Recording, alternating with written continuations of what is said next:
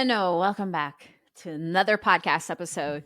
Guess what, guys? We're actually going to be talking about the topic that we've been saying that we're going to be talking about for how long? Probably about like 3 to 4 weeks, and we're finally doing it now. Why has it taken it so long for us to talk about this? I think well, we had like issues with waking up on time and finding times that work for the both of us. And yeah.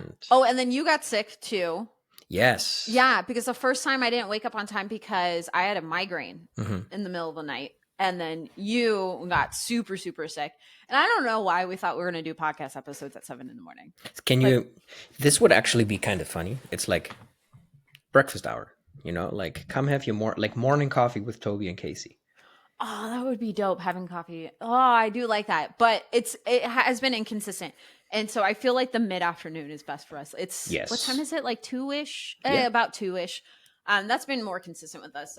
But that would be really dope. If we could find a consistent time in the morning, maybe later on, that'd be really cool, drinking coffee. Because you know how much I love my coffee. But yes, we're going to be talking about the topic of how to lose and also gain muscle at the same time. Ooh, and so much more.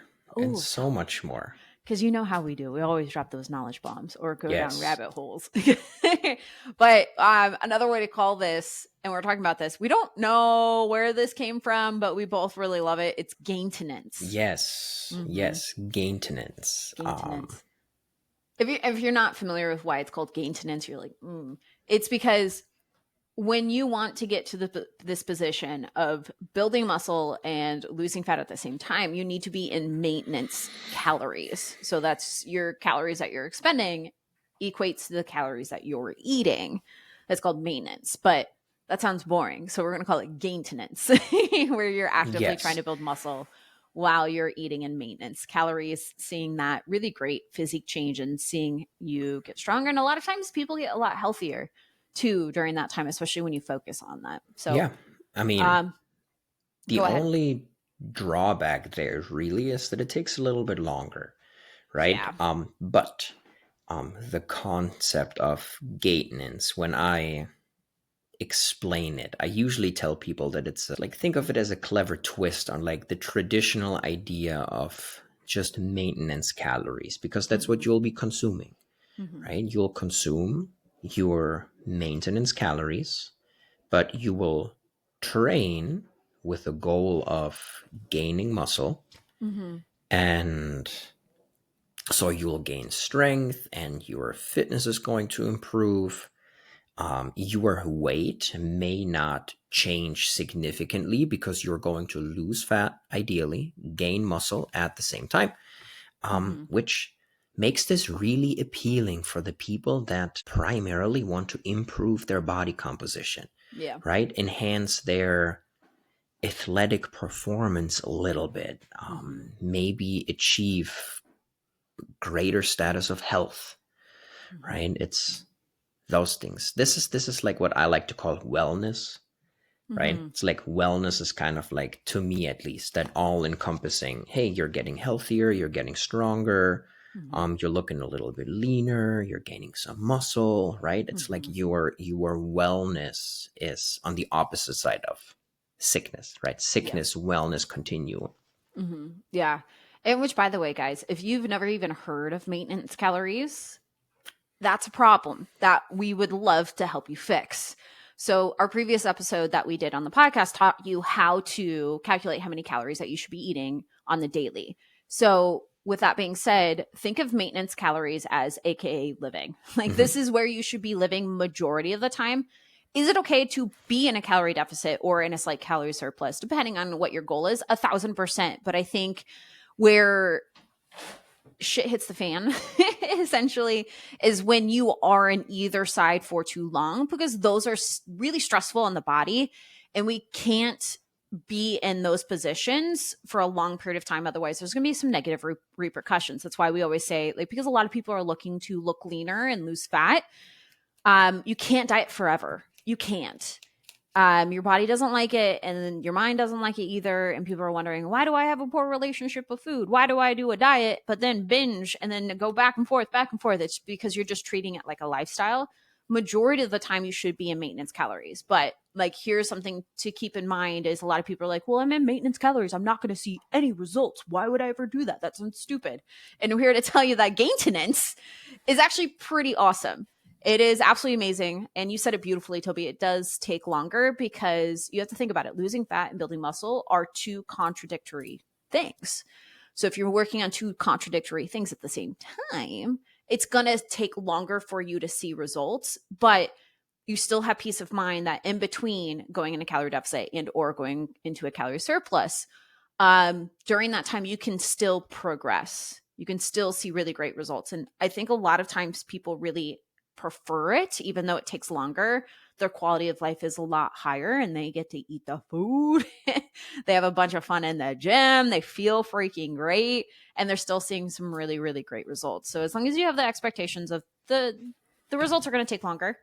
There are going to be some exceptions, like of seeing a little bit faster results, at least at the beginning. Like one of them is going to be if you're an absolute newbie. Yes. Right. If you've never been in maintenance calories and or never really did strength training, you're going to see some dramatic changes really fast because your body is just primed. What else is there, Toby? If you've just generally been neglecting a lot of healthy habits, right? And I think we'll talk a lot about these throughout this episode session. I think the easiest way to shed light on some of those exceptions is if we just break it down into 4 components. Okay. I like to explain gaintenance in 4 components. The first one is obviously maintenance calories. Now, I like Quick to pause really fast, by the way. Sorry, Toby, I don't mean to interrupt you, but if you're wondering how to calculate your maintenance calories, again, the previous podcast episode we did explains it all. It's not just as simple putting in the calculator. We like explain it super simple step by step on how to personalize it to you. And we even have our own personal like calorie calculator that you can use because Toby's got some mad coding skills and he put that together for you guys to make it super, super. Well, it's way better than mine. I don't have any. So I'm going to call him mad. But we created that for you guys to make it super simple to figure out what is your maintenance calories so you can go into gaintenance if that is a goal of yours. Yes. So the first point I always refer to as physiological maintenance calories, right? Yeah. It's because there are so many internal, right, physiological processes that if they run as optimally and as active as they should, we're burning a few more calories, right? So in order to support that, we got to eat a little bit more. But that's essentially getting you to the point where the amount of energy or calories you consume in a day matches what you would need to maintain your current body weight, meaning without gaining or losing weight, right? So in the context of gaintenance, these calories are balanced to support your body's needs for daily activities, your job, recovery from exercise, but also giving you enough nutrients at the end of the day to see improvements in strength, performance, muscle mass, those kind of things, right? So the first point that we have to consider is, where do you rank compared to those physiological maintenance calories? Are you anywhere close? Are you significantly below? Are you consuming significantly above maintenance calories, right? So the first step in this whole concept of gaintenance calories is figuring out, where are you right now, right? Can we quantify that a little bit? And the good thing is, it's a number, so we can. Yep. And I think the next really big thing, because it's not just about food or eating and maintenance calories. The other thing is going to be, are you doing the type of training to help you 100%. Build muscle? Yes. Like, so for example, when you go into a fat loss phase, like a lot of people hear this, it's like an 80-20 split between importance of nutrition and importance of fitness. But when it comes to gaintenance, I would say one is just as important as the other, because if you don't create the stimulus to build muscle, if you're not doing the right types of workouts to help you facilitate that change within your body, you're going to eat more calories, which isn't inherently a bad thing. Because again, you can't diet forever. It's more than just calories. It's a bunch of nutrients for you to just be a healthy human being, period.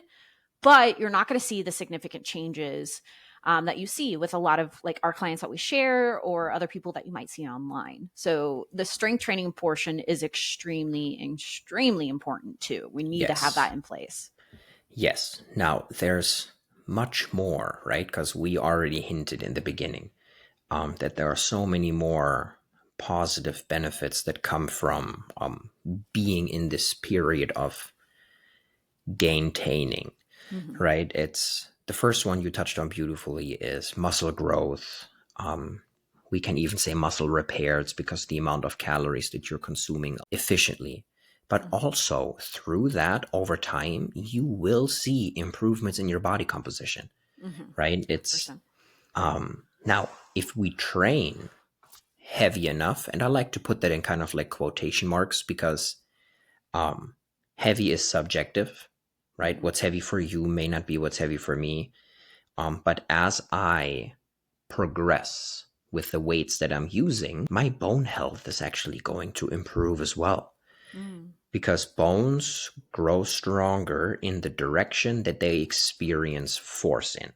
So now if I am bearing weight, right, it's my bones experience pressure in that same direction that I'm holding the weight, which means the bones are getting stressed, which leads to, over time, an increase in bone density, which is the same thing as saying your bones are stronger, which is a huge, huge deal as we get older, because we will, no matter what, be at the risk of osteoporosis, right? Bone density decreasing over time. And I read some scary statistic when I was doing one of my things in PubMed when I go down a rabbit hole. Was that Yes, like you after go the down rabbit holes a lot. like after the age of 55, I want to say it's 55. It's somewhere around that ballpark. 1 in 3 falls results in severe injury. And the stronger our bones are, the less likely are we to become part of that statistic, which again, yes, looking better, feeling stronger, those are all great side effects. But if I can keep my health as I'm getting older, and once I have grandkids, they will say, Grandpa, go deep so you can catch the football I'm throwing. And I can say, you got it, right? That's what life is about. Yep. And that's why we train the way we do, right? Yeah. It's more than just looking better naked. Like this is supposed to be the tool to help you live your best life, but that's longevity is part of it. Like being able to live 100%. your life. I think that's one of the biggest reasons why I continue to do strength training, why I continue to do like nutrition. It's honestly because I'm scared to become like what I saw growing up with my family. I saw everybody as they got older, they just got sick. And all we did we never really did anything creating memories. Like my parents now, they're very active. They love doing those things. I think as I fell in love with this stuff, they also came along because they were very supportive. But the rest of my family, like a lot of them are just extremely unhealthy, and it just scared me. I just never be that. I never want to be sitting around a table bragging about all the medications and going to a physical therapist and I went to the hospital. Like it's like that's no way to live. I want to do shit. I want to see shit. I want to go hiking with my grandkids and all that stuff too. And strength training is such a huge part of that independence Yes. we're all looking for. And then strength training builds muscle. The more muscle you have, the more metabolically efficient you are, right? Meaning you will kind of like bulletproof. I don't want to say bulletproof because that gives the wrong idea, but it's strength training over time can improve insulin sensitivity, which is the exact opposite of insulin resistance, right? Which is the same thing as saying diabetes. Yeah, preventing diabetes. I call it AKA harder to kill. It makes you harder to kill. Yes, right. It makes your body more efficient at processing carbohydrates, fats, proteins, those kind of things. Yeah. Right. So, and those are just the benefits of strength training. Yeah. Right. Now, if we pair those 2 points together, right, we're eating at our physiological maintenance calories. Yep. Which supports a lot of really great things that a lot of people are wanting to improve. Like if you want to improve your hormonal health, if you want to improve your gut health, if you want to like work on longevity or anything like that, a lot of times being in maintenance calories is one of the things that you need to be doing. Because if you're dealing with gut issues or hormonal issues or things like that, that means that your body's under stress and we need to help make it feel better, essentially, like oversimplifying it, but we need to make it feel better. But if you're in a calorie deficit, we were just talking about this before, that's stressful on the body. And so now you have the stress of your gut and your hormonal health are not great. And now you're trying to put yourself in a calorie deficit. Like, again, we have to rethink what diet culture has always told us, where it's like, hey, you want to be healthier? Eat less and move more. You want to have a better performance? Eat less and move more. If you want to look better naked, just eat less and move more. And now it's like, all we think is that it's just the answer to all of our problems. And now we're starting to get smart. And we're starting to realize like it's probably one of the reasons why we have such a hard time keeping it off is because we keep thinking that dieting is a lifestyle, and it's not. It's got a lot of negative repercussions. Now, one of the negative side effects of putting all of your chips into training without considering your nutrition is that working out in itself very much is a stressor. Oh, yeah. Right? It's we're actively breaking down tissue as we train. Right? Everybody is like working out is anabolic, bro. Right? It's not. It's the very opposite. Right? So now we're adding that stress to all the other stress that your body is exposed to. Right? Working out doesn't really become the therapy that we say it is. Yeah. Right? It puts you way further behind. So we need both. We need the food and we need the training. They foot each other's bill. And if we neglect one over the other, that's a surefire way in the long run to just crash and burn. Yeah, 100%. So right? A really, really simple way to think about this is that you tear down the muscle tissue in the gym through a really great strength training program, preferably like a progressive overload strength training program. A lot of our clients lean a little bit more towards hypertrophy style training because that really does leverage building a lot of muscle mass within I say shorter period of time. Building muscle is way harder than losing fat. Like it takes a lot more effort and a lot more patience. We always say like fat loss is actually really quite easy in comparison to some of the other goals that you're looking for, like improving your health or building muscle.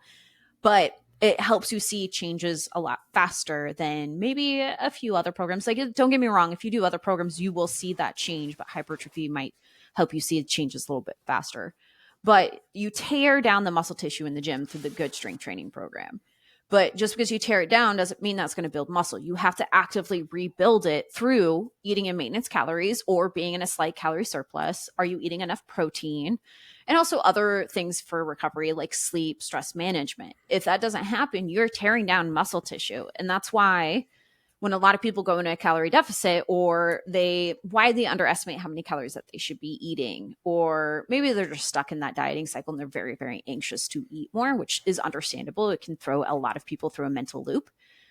But if you're doing that, that's why a lot of people are like, oh, like I don't feel like I'm getting stronger. I actually feel like I'm regressing. Like what's going on? It's like, again, like you have to be in a maintenance calories or a slight calorie surplus in order to build muscle. The only exception is if you're an absolute newbie and it's just because your body just is primed to create that change, but it will develop that tolerance, right? A lot of times when people are in the gym and we've been lifting for a while and we see newbies come in, they just have these newbie gains like left and right. And we're just like, enjoy it while it lasts. Like I've been trying to put 1 pound on my back squat for years because our body just gets used to it, adapts and adjusts.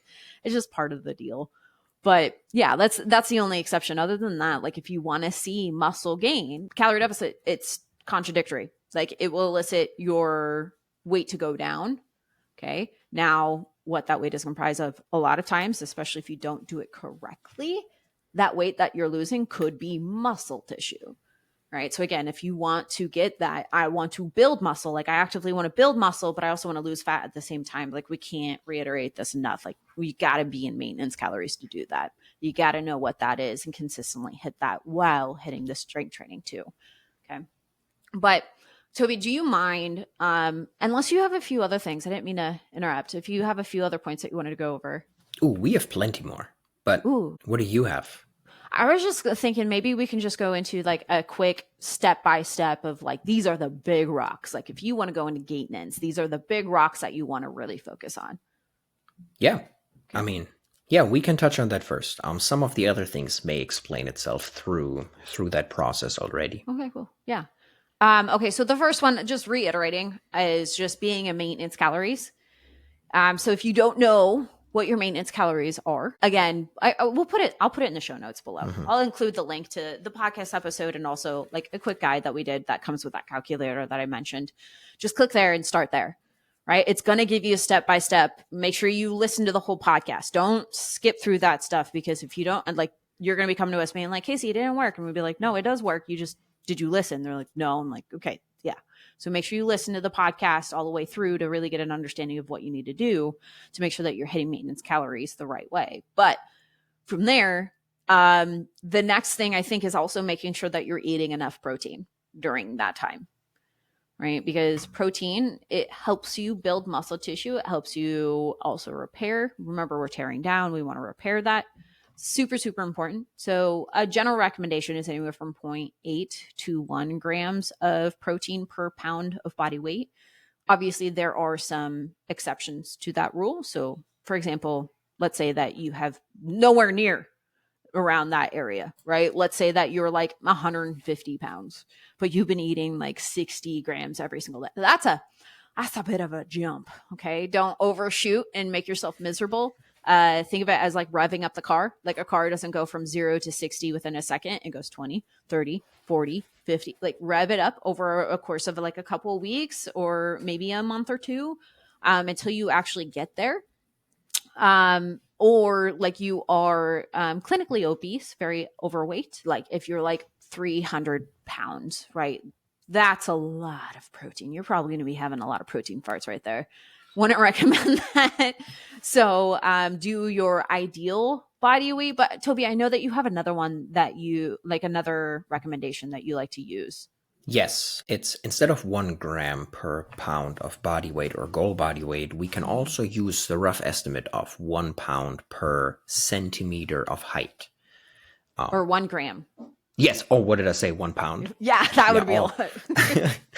Yes. You're eating all the protein. Yes. No, 1 gram of protein per centimeter of height. So of 165 centimeters, and Google will do a fine job of converting how tall you are in inches to centimeters, and then that gives us roughly how many grams of protein we should be shooting for. Yeah. I think another point to point out is that if you're like, oh my gosh, like 1 gram of protein per pound of body weight, that's just a lot for me. Like when you are in maintenance or even in a calorie surplus, you have what we call protein sparing nutrients. Mm-hmm. So for you, it's not as important for you to get 1 gram of protein per pound of body weight as it is in like going into a calorie deficit, because your protein sparing nutrients are like fats and carbohydrates.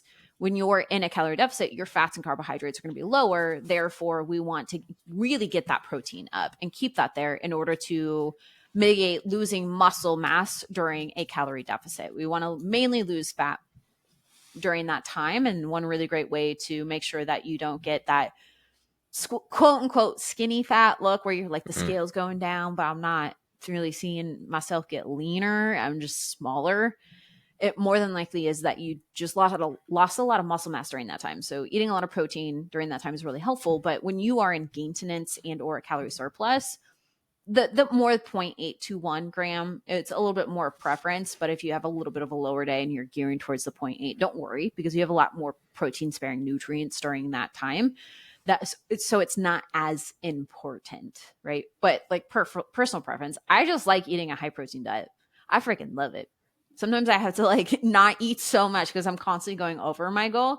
I don't really struggle with that. So it's also personal preference, right? So from there, what do you think else is super, super important? What's another big rock that they need to be focusing on during gaintenance? Yes, after protein intake, I think just overall having like a balanced approach to how I create my plate is super important. Yes. Yes. Because Super if important. you will, what we want to do is we want to make sure, because you will have to train with the purpose and with the right intensity to elicit muscle growth, Mm-hmm. right? So there's actually another study done. If we choose, or if we have no idea what weights we should be using, like let's say I don't have a personal trainer, I don't follow a program that gives me percentages, I'm just there, I know the exercise I'm supposed to do, I know how many sets and reps, but I choose my own weight in complete disregard of what I've done in the past. We will leave about 50% of our abilities in the tank. And that, again, unless you're an absolute beginner, that may not be enough to capitalize on as much muscle growth as we could, right? So, I would definitely say if your quote unquote age, right, the time that you've been in strength training, the more important it is to actually focus on those numbers, because again, you develop that tolerance. What would have worked like maybe a couple years before won't work now. It's kind of like drinking alcohol. We use this analogy a lot. Like you drink 1 to 2 glasses and you're tipsy and you're feeling good. But a couple yes. of weeks later, if you keep that up, 1 to 2 glasses ain't going to do anything to you. So it's the same thing with strength training. So like if you've been in strength training for a while and Mm-hmm. you're not new to this, okay, it's actually even more important to make sure that you're showing up with even more intensity within that, Absolutely. keeping track of the reps and sets and making sure that you're pushing that top end to Yes. actually see the change. The easiest rule of thumb is to calculate the overall volume that you're doing for a given exercise, Mm-hmm. right? Let's say on Tuesdays, I bench. So what I will do is I will multiply my sets times my reps times my weight. And that number that I get will give me my volume for that day.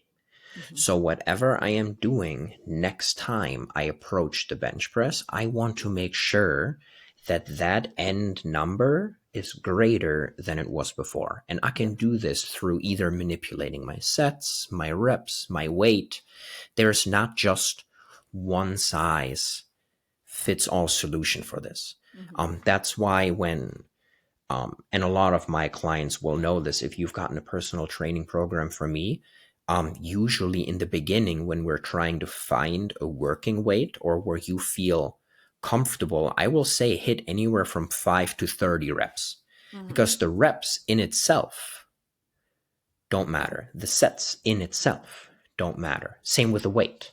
It's when we're putting all of them together where we will make progress, Yeah. right? Are the trends moving in the right direction? 100%. We Right. need to know. We need to know, right? So Yeah. tracking it, old school on a piece of paper Yeah. that will work, in an app that will work. Whatever it Yeah. is that you're doing, make sure you track. Yeah. That's why we're pretty diligent on our clients to make sure that they're tracking the reps and their sets and their weights that they're using in our app, Right? and they're keeping track of that. And even so shows like the history of the week before. Mm-hmm. So they're making sure that they're moving forward. Right. But do But you mind when me we asking a quick question? go ahead, Okay. What if somebody is an absolute beginner? Right? They don't even work out right now and they want to go in gaintenance, which I think is awesome. Okay. What would you recommend? Would you recommend maybe it was like, hey, like is body weight good enough, or do you it have a can different? be. It Yeah. can be. Again, with body weight, the issue that we see is that we're essentially taking the volume factor of weight out of the equation. Mm-hmm. It's I'm now multiplying sets and reps, right? So if I want to approach a progressive overload body weight program where I'm not adding weight, and I don't mean to say that there's not a lot of body weight athletes out there that have a phenomenal physique, but what they do is they're adding weight to body weight movements. Mm-hmm. So if I just do, let's say, push-ups, I don't add a backpack for weight. I don't add resistance bands for resistance. I'm just doing push ups. Mm-hmm. The only way for me to progress as the program grows is to do more reps. Mm-hmm. And eventually, I will just run out of time, right? I start with 5, then I do 10, then I do 15. Mm-hmm. Eventually, I will do 300, right? It's eventually I will run out of time, out of gas. I will not leave enough time to train any of the other body parts, Yeah. right? And that's just why resistance training, where I can vary the amounts of resistance, is just a little bit superior. Yeah. And it's also better for, especially if you're in a time crunch.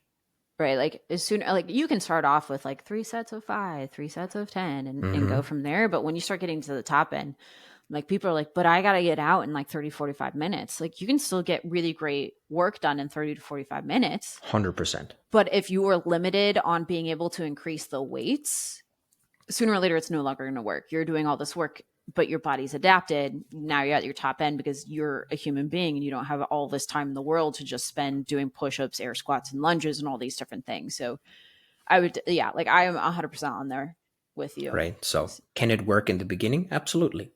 But Sooner or later, though. eventually you will outgrow your training wheels, Yeah. right? You will have to take them off, and then you will have to start riding on two wheels only, Yeah. right? 100%. Um, I honestly, another suggestion is like there's so many different ways. Like again, like you're seeing the trend, as long as you keep progressing in some way, you're going to see that muscle growth. Okay. So let's say that you're starting from bare zero and you want to start with body weight. That's great. But sooner or later, you're going to have to find something else to do because you're going to hit your top level, whether mhm. it's like time or just energy, period.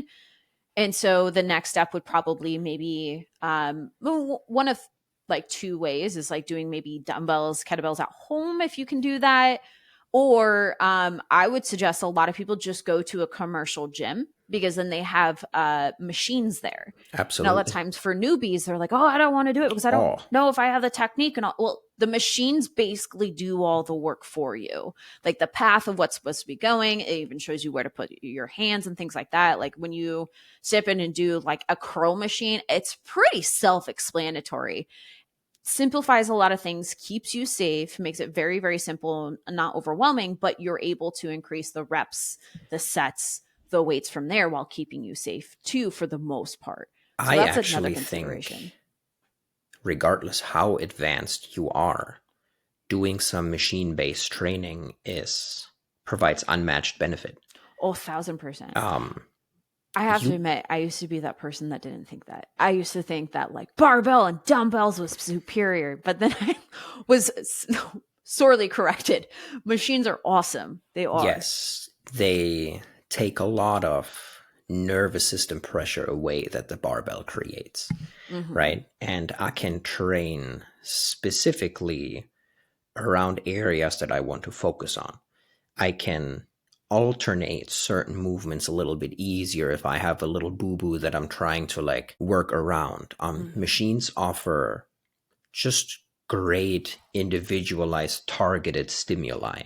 100%. Machine training is phenomenal, right? 100%.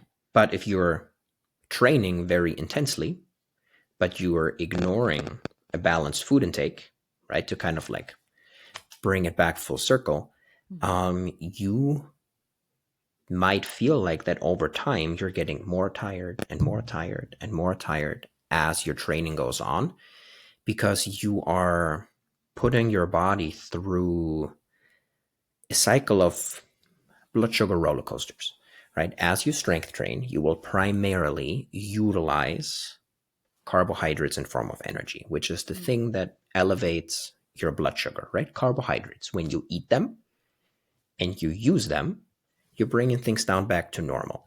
If you don't eat them and you do exercise, you may feel dizzy. A lot of us have had that before, Yeah. where we do a very intense workout very early in the morning on an empty stomach, and out of the sudden we feel like, oh, I have to hold on to something because I'm feeling super dizzy. Or even nauseous, shaky, Yes, or it's if you feel like even not even in that extreme, if you feel like super great at the beginning, but then all of a sudden you go "Meh," crash and you're like no motivation, you want to get the hell out of there, maybe a headache or you're just extremely tired, that's also another sign too. yes, it's blood sugar is being low, and your body is signaling you, hey, do the things that you would normally do when this is low, right? Don't work out right now. We don't need that. You don't have the energy for this. Mm-hmm. Now, on the flip side, if you neglect your training and you just eat as if you were training for a long period of time, your blood sugar remains high or higher. You don't use it, and it gets down regulated eventually as fat storages, right? So that's why I said earlier, they're both important. They foot each other's bill, right? So an overall balance, right? So besides protein is number one, but a balanced intake of carbohydrates and fats, those kind of things is super important for sustaining that energy, right? Making sure that we're having hormonal health, making sure that all of our other bodily functions like digestion, immune system, those kind of things, that they also work the way they should. We have to make sure that we're paying attention to both. Yeah. Right? 100%. You can't get the look that, not can't. It's very hard for you to get the look that you want long term if you're not a healthy human being. I actually think health is the foundation. Yeah. Right. What did I watch? I listened to a podcast featuring Don Saladino, I believe his name is. He's one of the most famous Hollywood trainers who's actually doing a pretty good job. He's like the guy Marvel will call, right? If they want to create a superhero physique, like he trained Wolverine, Scarlett Johansson, Ryan Reynolds for Deadpool. It's like he trains all of those people, right? And he says he actually requires all of his actors, if they want to train with him, to get blood work. Because the progress that you make is built upon the health that you currently have. The physical will follow the physiological. And if your physiological is not, like your internal, your health is not set up in a way that your body can make the physical progress, you're going to spin your wheels and you will never get to the bottom of it, because you'll think, oh, Jenny is doing this program, though, and Jenny's getting great results, so maybe I should be doing that program. And then we do that program, we don't get the results Jenny has gotten, but Miss Jones is doing this program, and Miss Jones is also getting great results, and then I go do that program. Right? And I keep chasing programs, I keep chasing different kinds of workout methodologies, and I never really look at my own health. Yeah, like it's a foundation. Like if you don't have a good foundation, you try to go build up, like it's going to crumble. Yes. And by the way, a lot of people are like, but I see all these fitness influencers online with six-pack abs and they look super healthy. Yeah, they cheat though. Just here's one thing, is just because somebody is very lean or has six-pack abs does not mean that they are physically healthy. Actually, I would argue quite the opposite. Yeah, like the most unhealthy I had ever been was when I was at my leanest. When you looked at my blood work, it was horrible. My hair was falling out. I was mentally miserable. I was healthier being a little bit overweight than I was when I had six-pack abs. Right? Again, dieting is not a lifestyle. We can both agree that if you're always under eating and depriving your body of nutrients, your body and mind's not going to be very happy. So a lot of those people are willing to put themselves through hell because it's their brand. They're getting paid for how their body looks, or they're dealing with some extreme body dysmorphia, and that is like their hate for their body, right? Or how they look is outweighing their want for health. And so it's really important to make sure that how you do it matters. Can you get a leaner physique while being healthier? Yes. But taking extremes, always trying to diet, like thinking that you inherently having a six-pack abs is just going to make you healthy. Like we need to reframe the way that we define success to make sure that we're actually using this as a tool to help us live our best life, feel healthy, feel great, having peace of mind. 10, 20 years from now, we're still healthy. We've got to take a different approach than what we see in diet culture. 100%. Right. So that brings me to my third point of we need to make sure that we are consuming a diet that's not just balanced in macro nutrients, but also rich in micro nutrients, right? All of Yes. our vitamins, minerals, they are not just a way for the fitness industry to make money.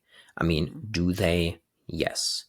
But that doesn't take away from the fact that vitamins and minerals are critical to allow your muscles to function properly, for your Mm-hmm. bones to grow healthy, for your recovery to be as effective as it can be, Mm-hmm. right? So, probably one of the first things outside, and the training piece is the easy thing, right? For Mm-hmm. most people. Yeah. I'm speaking for most people that training is what's fun, right? Yes. That's the thing where we can see results and progress from one training day to the next, where I Mm-hmm. can actively measure, am I getting stronger? But consuming a diet rich in fruits, vegetables, lean protein sources, whole grains, those kind of things, that's the boring part, Yeah. right? But That, we have to, right? If the goal is gaintenance, right? After we find out how many calories we should be consuming and we have an adequate amount of protein assessed, or mm-hmm. we're consuming that, now the rest of the food that I'm putting on my plate needs to be of quality as well, Mm-hmm. right? 100%. No. I think a big mistake a lot of people make is like, I get to eat more food. I'm going to have all the fun foods. And that's not necessarily bad. Like, we want you to enjoy yourself, but the 80/20 rule still applies, Oh right? yes. What is it? What is that abbreviation? IIFYM, if it Oh, fits yeah. If your, it's your like, if it macros. fits your macros. Yeah. And I say all the time, if you have room for a cookie, eat a cookie. If you have room for a glass of wine, have a glass of wine. But that is not to be mistaken with if it fits your macros. Yeah. There's a fine line between every once in a while and it becoming a trend. And a lot of times people think quote unquote balance is actually leaning a little bit more on the trend side of things than actually having that 80/20 rule, which by the way, guys, I did a podcast episode on how to kind of define that. There's so many different ways to define what that moderation looks like for people, but some really great and simple, like tangible things that you can use is like, for example, with maintenance calories, okay, let's say that you have maintenance calories of 2000, okay, Mm-hmm. 80% of those calories within a day can be put towards single ingredient nutrient dense foods. So, and then like 400 calories, that would be 20%, would be towards fun foods. So majority of it is lean proteins, fruits and vegetables, whole grains if you're not gluten free, but then maybe like a small Trader Joe's cone and maybe like a protein bar or something like that can be towards the fun foods or the middle ground foods, right? Or you can even zoom it out even more and take it on a weekly basis. Okay. So let's say you're doing 2000 calories every single day, 7 days a week, 14,000 calories total. 80% of those calories is going to be towards whole single ingredient foods. 20% is going to be towards fun foods. And now you know, like this weekend, I got an event and probably have some fun foods. Like I'm gonna try to stay within my calories, but I'm gonna have a little bit more fun foods and I might have some alcoholic drinks. Totally fine. Okay. Put majority of that 20% towards the day or the weekend that you know you're going to be doing, and then allocate the rest of the single ingredient foods for the beginning of the week. So that way you can have that quote unquote balance. Like that's just one of the very many ways to kind of differentiate moderation, but you're actually getting a tangible idea of what that looks like instead of it just being abstract and just be like, I feel like I'm creating moderation. I feel like I'm doing 80%. It actually gives you a solid foundation to build off of. So, Yes. Right? Now, to kind of like round out the question that you asked like 20 minutes ago, to kind of like the big rocks of what oh, maintenance can look like. mm-hmm. So I think it's that nutrient approach that you just covered, Yeah. right? Eating your maintenance calories, Mm-hmm. hitting your proteins, Mm-hmm. having that 80/20 approach so that you never feel like you're depriving yourself of the things that you enjoy. Training in a progressive overload mechanism, meaning that you're trying to increase your volume of exercises over time, Mm-hmm. and then doing that for a while. Patience. I think it's right? another one. Patience. It's if we want to simplify it to like it's big rocks, I would say that's it. Yeah, you don't. I think the only other thing, but it's not a big, huge rock, but like something to consider as you're talking about blood sugar regulation, just making sure that you eat like a good pre workout meal or snack. So that way you're preventing that blood sugar crash. But again, that's not a big rock, but that's And by something to consider. pre-workout meal, you don't mean that like Jack 3D, right? You don't mean What like the a fuck good. is that? Oh my God, you must have a boring college career. So Jack 3D used to be the pre-workout supplement, and Oh, I did it was C4, man. I was at oh, Costco. I got it in bulk. Oh, it was funny story on taken my first time it was on taken that. it was taken off the market because it had a bunch of like illegal supplements in it. Oh, can I briefly tell you the story of my first time taking pre workout? Go ahead. I had no idea. Okay, so C4, if you've been around, you probably already know C4 has been around for a while. And it also was sold in bulk at Costco. And your girl is a Costco fiend, even in college. And so I bought a bunch of that. And I was like, I'm going to try this cool pre workout. Supposed to make me like perform better and rah. And so I took it and I didn't know anything about eating before. So I was on an empty stomach. Oh, did you throw Don't do up? that. I had a panic attack because I didn't know what was going on. My skin was itchy because of the beta alanine. It was my first time. Yes. So you feel that itchiness. And then like my stomach hurt so much. I almost threw up, but I seriously was like, what the, my Yep. body's broken. Like what's happening? I had a panic attack and my athletic trainer was like, what the fuck did you Mm-hmm. do? And I was like, I took C4. And she's like, you idiot. You're supposed to eat with that. And I'm like, I don't know. It was a whole, I was a drama queen. I made a mess out of that day. So, Yeah. yeah. Now, that's a very mild response for an athletic trainer because what they should have let you know is that anything with caffeine in it is an NCAA illegal substance, Yeah. right? But no, that's not what we mean by pre-workout, right? No. Pre-workout is I actually don't even have a pre-workout supplement. I I do, but it's a stim free and it just has the beta alanine, but I rarely ever use it because I drink coffee and I just generally just sleep well and eat. Like you here's a sign that you're not doing so hot is if you have to drink a pre-workout in order to work out. If it Like you becomes a can routine, yeah, like if you're really reliant on it, like you're like, I can't work out without it. I feel like you need to figure out your nutrition and recovery, man. Right. But you can do it if you want to. I don't see it inherently bad.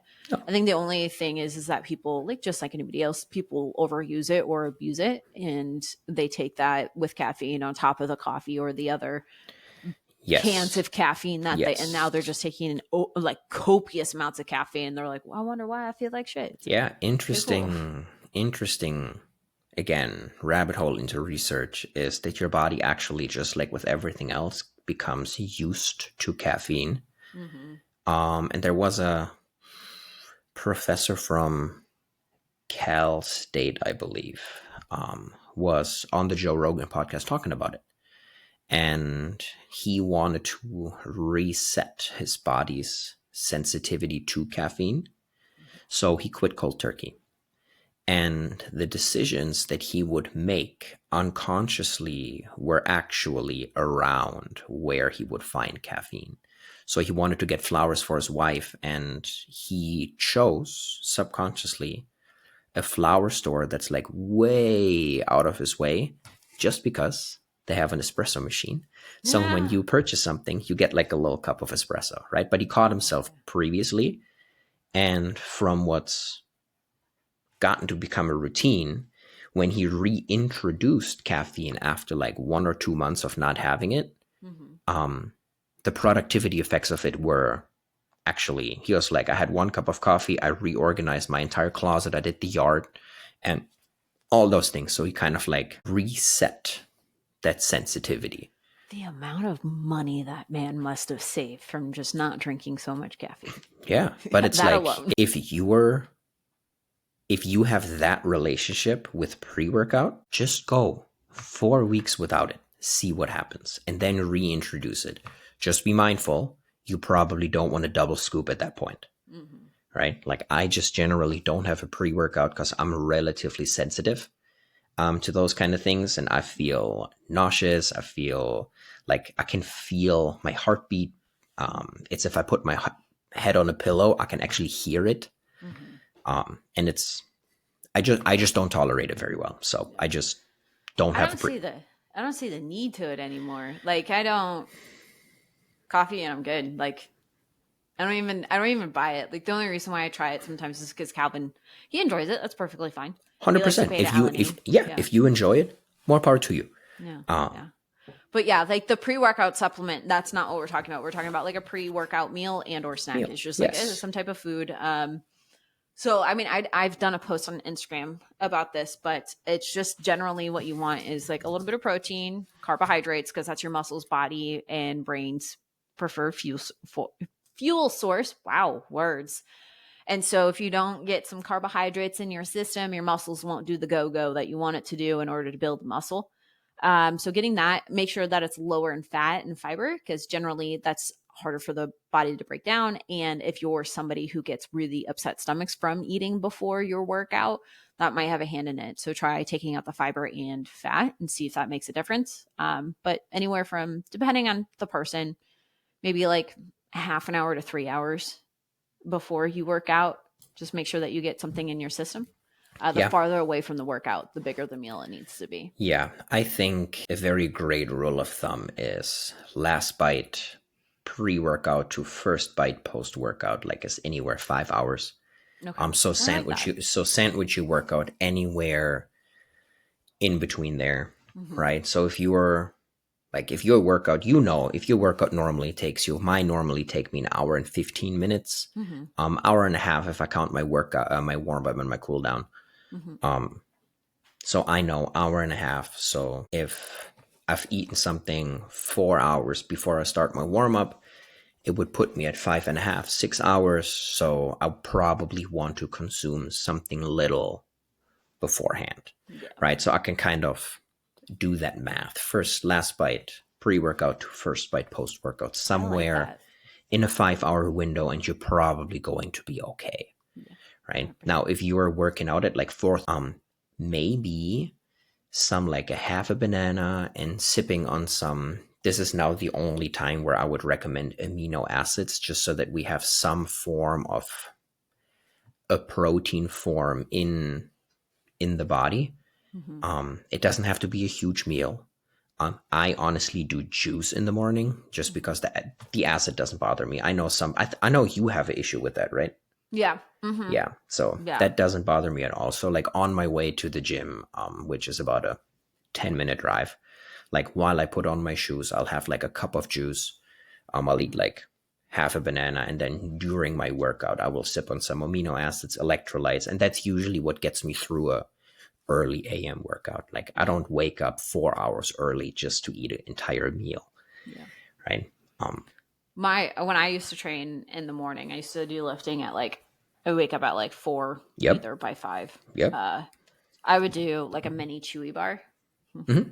and then like a protein coffee. I just had like a Fairlife or like protein powder, put it in almond milk, and I put it in the coffee, and I would just snack Yeah, on that and on they're the also way over super there. cheap at Costco.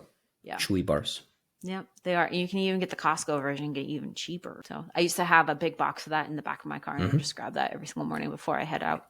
So, but yeah, so just to reiterate, the big rocks again for maintenance is going to be make sure that you're eating maintenance calories. It's a big one. Make sure you're eating enough protein. Make sure that you're also having a balanced diet of proteins, fats, and carbohydrates, especially if you want to build muscle tissue and to perform better in the gym. Getting those carbohydrates is really, really great and important. Okay. Make sure that you're also just being a general healthy human being by improving your food quality. But also, I would say, like, make sure you're drinking enough water, make sure you're sleeping, make sure you're managing your stress. Because again, you tear down the muscle tissue in the gym, but you need to repair that. That's more than just eating enough food and eating protein. That's also making sure that you are doing the other big rocks of that. Making sure that you're also following a good strength training program. It's some type of progressive overload. Big rocks are make sure that you're tracking your reps, your sets, your weights. I think another sign is that Typically a block when we program for our own clients is anywhere from, it just depends on personal preference, but like anywhere from 4 to 8 weeks. Like you want to be repeating those movements. You don't want to change it every single day. So that means your HIIT workouts, Orange Theory, you just taking random workouts online. Could that potentially do something? Yes, but it's not going to be optimal. It's kind of like, hey, I'm going to eat broccoli for protein. Broccoli technically has protein, but it's not a high protein source. So could you technically get protein from broccoli? Yes, but we would prefer you to get more higher protein sources for it to be very effective. So it's same thing there. So make sure you're following a strength training progressive overload. Obviously, you can do other things while you do that. But did I miss anything, Toby? Pre-workout meal? No, I don't think so. Sorry. My thing was mute on push to talk and I couldn't get it to unmute. It's fine. Man. I mean, I got it now. Yeah, but so, no, I think that's pretty much it. Again, like do what you enjoy. If you enjoy body weight movements, go do body weight movements, right? Just make sure you're progressing. If you enjoy weightlifting, go lift weights, right? If you want to engage in a bodybuilding program, go engage in a body. If you like Pilates, do Pilates. Do what you have fun with, because again, it's food, it's working out, it's creating an overall sense of health, and then it's consistency. You have to do something that you enjoy, because otherwise you won't stick with it long term. Yeah. If you're thinking, hey, if I do this for 2 to 3 months, I'm going to see some math. No, we're talking about like 6 months. I was about to say 6, 9, like months. I would also say it also depends. If you like, if it was like me and you, we'd probably like, if we wanted to see good before, it would probably be a little bit more like 9-12 months. I was about to say 9 to 12. Yeah.